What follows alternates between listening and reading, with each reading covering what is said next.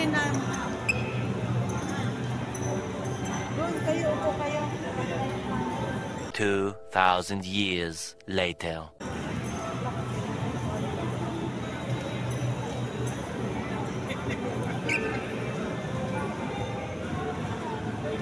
So guys, nandito po tayo ngayon sa Abada. What? Nandito po tayo sa casino area, no?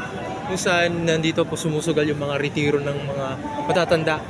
So kung mga retiro na po kayo, dito na lang kayo punta. Kung wala na kayo magawa sa pera nyo, ha? Dito na lang kayo punta. Yan. Kung gusto niyo ng katulong sa pera nyo, pwede ako. Tawagin nyo na lang 0927 128 5829. Thank you po.